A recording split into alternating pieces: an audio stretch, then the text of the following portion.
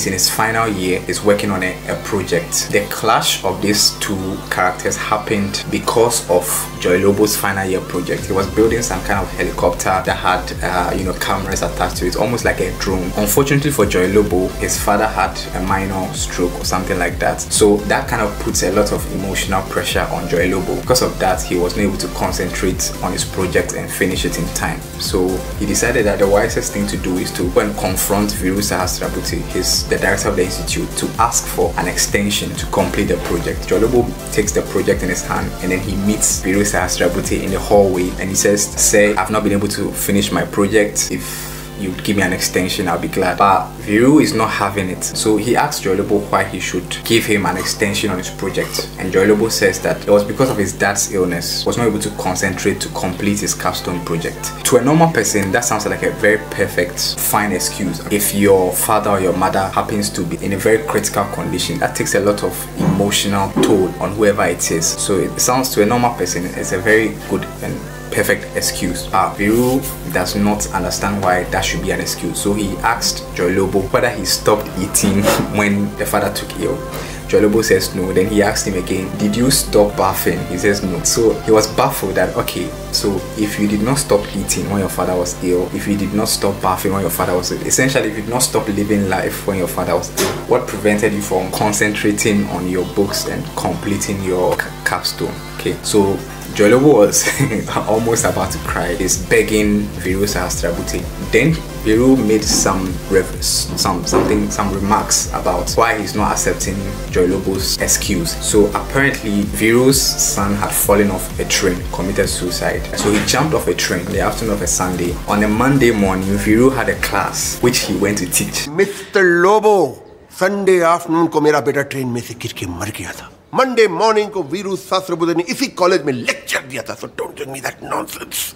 It's very, very weird. So we are seeing two scenarios or two cases where personal tragedy happens to these two people. Okay, in 𝗪𝗶𝗋's case, it's his father who is sick in critical condition. In 𝗧𝗵𝗋's case, it's his son who has just committed suicide. Okay, these are two personal tragedies which should take a toll on anyone. But 𝗪𝗋𝗋 falls under the pressure of that personal tragedy and because of that is unable to complete his capstone project. Whilst 𝗧𝗵𝗋 just brushes it, aside and just life goes on as normal. How can you go to class to go and teach your students when your son had committed suicide the afternoon of the day that has just passed? Someone might argue that he owed his students the responsibility of going to class to teach them, even if personal tragedy has struck. That is a very perfect argument. But at the same time, the way in which 𝗧𝗵𝗋 brushed off 𝗪𝗋𝗋's arguments communicates something about their character and their philosophy towards pain and suffering and how to handle them.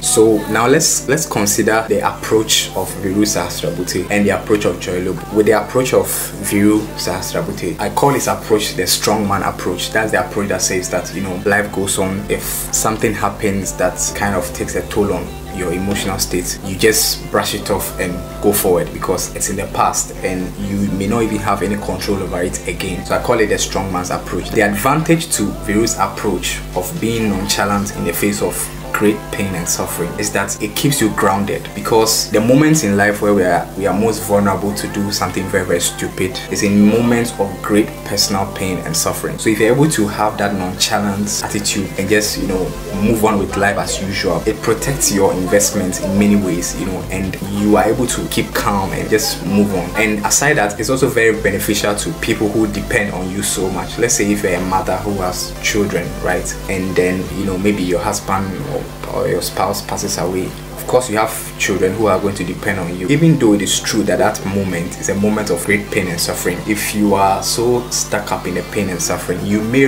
relegate your your duties to your children, which is going to affect them in one way or the other because they are depending on you. So the advantage to 𝗧𝗪𝗋's approach is that it keeps you grounded. It makes you not make stupid decisions in the moment of great personal pain or suffering. Okay, 𝗪𝗋𝗋's approach is the approach that I've termed as the stop and feel approach. Okay, so you just pause every other thing that's happening to take a moment to feel like a human, to be in the moment of the tragedy or the pain or the suffering, to take it in, to try and get in tune with your emotions and try and work through it.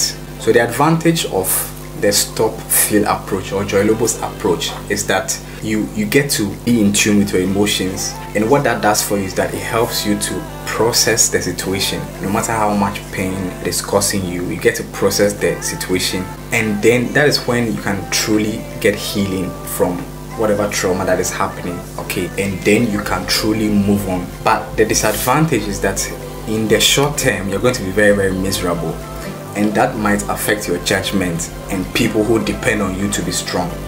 If you're going to be miserable in the moment just so that long term you heal and you have your mental health, you may end up not taking care of the important things that demand your attention in the moment, because life unfortunately does not stop for us to just take time off and deal with pain and suffering on the side. What's the best approach? For me, the best approach is a marriage of the two approaches, because if you are encountering any pain or suffering in the moment, there are critical things that depend on you. So you need 𝗪𝗧𝗵𝗶𝗀 approach, the approach that says that, okay, this is not the time to be miserable, this is not the time to mourn and be sorry for yourself or anything. This is the time to just get your act together and move forward. You need that for the present, so that very important duties that you owe people are not neglected.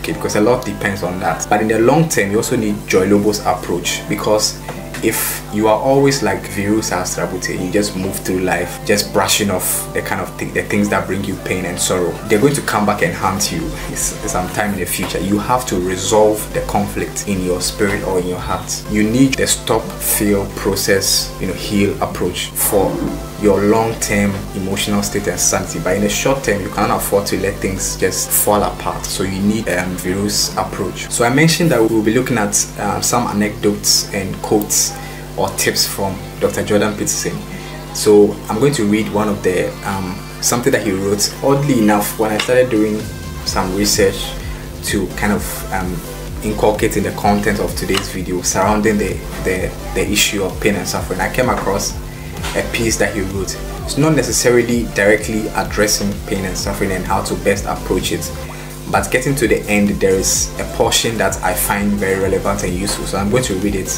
for you.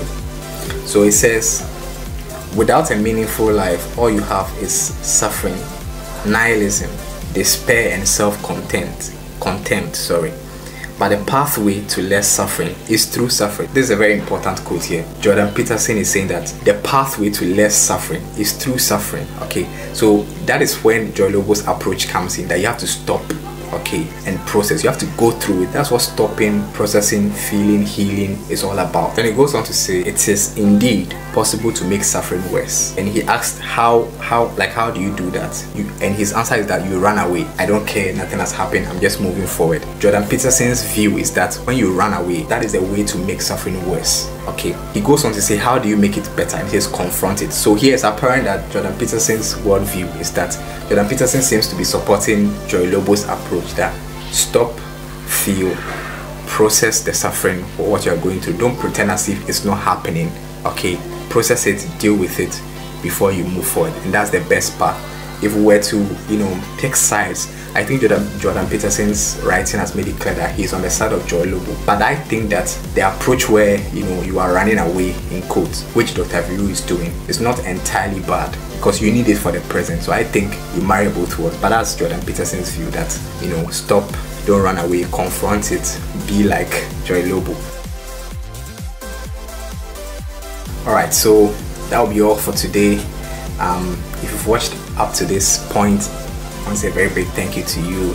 Please like the video, subscribe, and I'll see you again soon.